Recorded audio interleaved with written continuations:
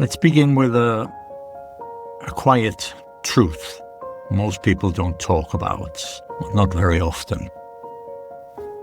Almost everybody, almost all of us, live with an inner narrator.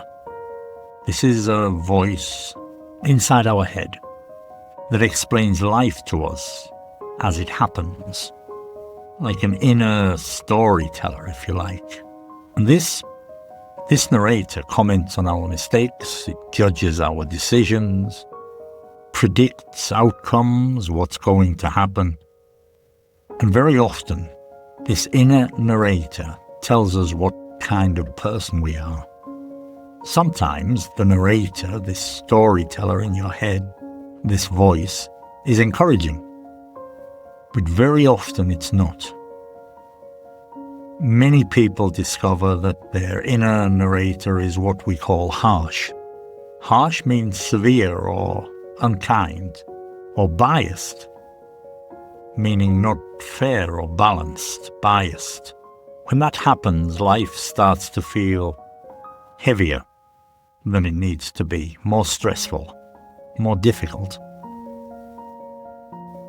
So the natural question here is, how do you soften that voice? Strangely, the first step is not to fight it. The first step is just to notice it. Sounds easy, but it's not.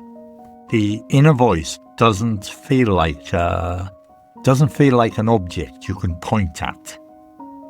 It just feels like common sense. It feels like reality. And that's because it speaks using your own language, your own tone, and your own memories. In other words, it passes itself off as you. When we say passes itself off as, this means it pretends to be your authentic self, your real self. But the key idea here is just because a thought happens inside you doesn't mean it originated from you, doesn't mean it came from you. Much of the way we speak to ourselves was actually picked up, meaning learned informally from outside sources, maybe family attitudes or cultural expectations, maybe school environment, or an early relationship or moments of emotional pain. Over time, these messages, they settle in and they start repeating themselves automatically. So, how can we expose something that's so familiar? How can we bring it into the open? And one practical method is to interrupt the mind before it has time to do this self-censorship, if you like. This is why unfinished sentences are so powerful. For example, unfinished sentences are things like people usually, relationships always, if I try, I will, life tends to. When you finish these sentences quickly, without editing yourself, without working on this, just saying what comes natural, something surprising often appears.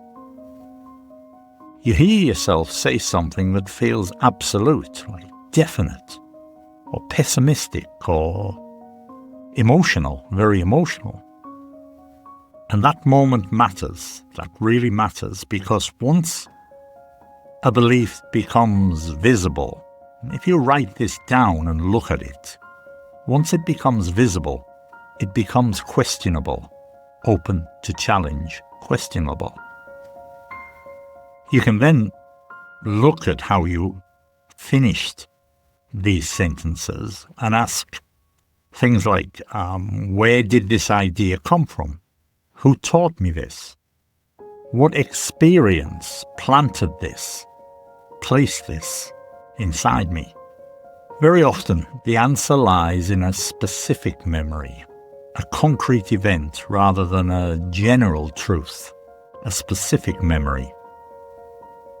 The mind takes one moment, a single moment, and it generalizes it, which means it treats one experience as if this one experience represents everything. And that's how this inner voice, this inner narrator is formed. It's not by logic, it's by emotional survival. And at this point, people often feel uncomfortable. They say things like, well, if these ideas are in my head, aren't they me? Isn't that me speaking? And the answer's both yes and no. You are shaped by everything you've lived through, but you're not limited to it. There's a difference between being influenced by something and being defined by it. We are deeply embedded in society. That means we are entangled within it. Even the words we use to think, they were invented long before we were born. Our thoughts arrive wrapped in language that belongs to everyone. And yet, within all of this influence, something interesting happens as we grow older. We begin to edit ourselves. To edit here means to consciously remove or revise or keep certain beliefs. It's not protest or rebellion. It's authorship. People start saying things like, well, that may be how things were when I grew up, but it's not how I want to live now. Or they say things like, that belief, that opinion helped me once, but now it's holding me back. To hold someone back means to limit their progress, to hold someone back. And this stage is what we call self-authorship, which is just taking responsibility for the story you tell yourself about who you are. It's interesting that children, they begin life without this heavy narration. They are often unfiltered, meaning they speak without any social fear. They don't have this inner voice. That's why children can be funny or shocking or brutally honest. As adults, we usually lose that freedom. Social rules, they slowly replace this spontaneity. And this loss can feel what we call bittersweet, which is pleasant and painful at the same time. Bittersweet, because discipline protects us, but it also silences, it quietens parts of us. During the teenage years, this is often the opposite. The teenage years often represent the opposite extreme, where difference feels dangerous. Standing out feels risky, uncomfortable. The strongest desire as a teenager is often to just blend in, to be like everybody else, to blend in, meaning to become indistinguishable from others. But over time, many people begin to differentiate. This means to define what actually matters to them. It doesn't happen everywhere in life. No one becomes fully original in every area. We choose our battles, we pick our battles. And that choice, made at that point, that becomes identity. The same thing, the same pattern appears in creativity. What looks simple on the surface is often the result of decades of experience. This true simplicity, it's not accidental, it's earned, meaning it's reached through effort and reflection. This explains why mature wisdom often sounds very plain. True simplicity, it's not accidental. The songs that we tend to remember are the simplest songs. Society sometimes mistakes complexity for intelligence. But this clarity is often the final stage, it's not the first. The same's true emotionally. Lots of people believe they are endlessly searching for love. But in reality, many are also avoiding it. To avoid something just means to stay away because it feels threatening. Love asks for vulnerability. And vulnerability, openness, if you like, this feels unsafe. When early experiences maybe taught us that closeness leads to pain. So many people move toward love and away from it at the same time. And this tension, this explains why emotions feel overwhelming. They demand honesty and courage and presence, and not everyone was taught how to offer those safely. When people slowly rewrite their inner narrator, their inner voice, when they learn to speak to themselves with fairness rather than fear, something shifts, something changes.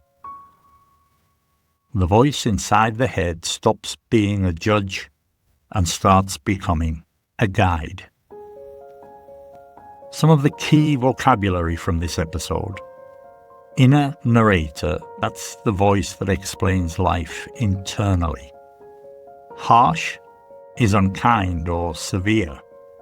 Biased, unfairly, one-sided. Originated, that means came from originally. Generalized, when we say generalized, we mean treated one case as universal. Embedded in society, deeply shaped by social forces. Self-authorship, that's writing your own identity narrative story. Unfiltered, in this context, means without social restraints. And to differentiate, that's to define what is personally important. Vulnerability is just emotional openness. We had a few phrasal verbs there. To pass off as, that's to pretend to be. To pick up, in this context, means to learn informally. To hold back is to limit progress. And to blend in means to become similar to others. To move away from, this is to distance oneself emotionally. And idioms and sayings, bittersweet. This means both enjoyable and painful. Choose your battles or pick your battles means to decide what matters enough to fight for. And to hold someone back prevents growth. And that's everything for today. Thank you for listening. This is Listen. Please share, subscribe, and I'll see you next time. Until then, bye-bye for now.